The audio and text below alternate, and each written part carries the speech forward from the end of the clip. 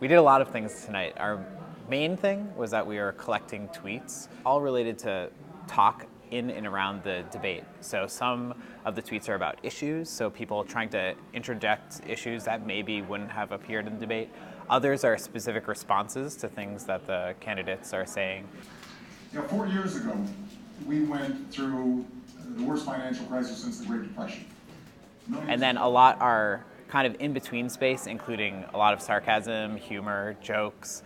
And something we're especially interested in is the kind of emergent language that comes out. So when the candidates make a joke or they stumble or something unexpected happens, people on Twitter will scramble to try to capture that discursive moment. And those are things that are traditionally difficult to observe. If I'm president, I'll double them.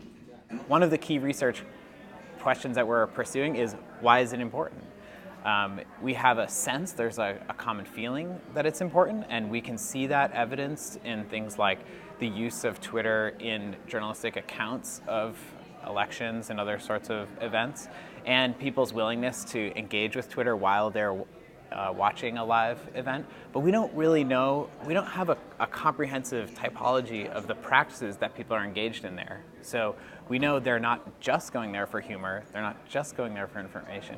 What are all the shades of practices that go in there? Now, 5 weeks before the election, he's saying that his big, bold idea is never mind.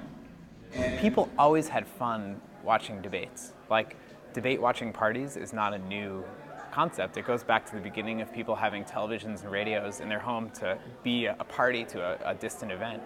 But what's different now is that some of the chatter and the humor and the kinds of banter that would have been inside of a home or a bar or a cafe is now visible in little tiny chunks and pieces through this one medium, Twitter, Facebook, these kind of social network sites. And I believe that the economy works best when middle-class families are getting tax breaks so that they've got... Twitter users are a diverse population and they have diverse interests.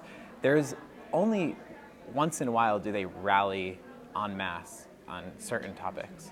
And so this tells us a little something about the population of Twitter users, that it seems like many of them commented on this event that was going on. Some may not have even been watching it. They're commenting on the comments of other people that are appearing in their timeline. So there's kind of like ramifications and ripples that go through the network that we're not quite sure how to anticipate yet. But the idea of cutting $716 billion from Medicare to be able to balance the additional cost of Obamacare... The surprise we had was principally around the volume of activity.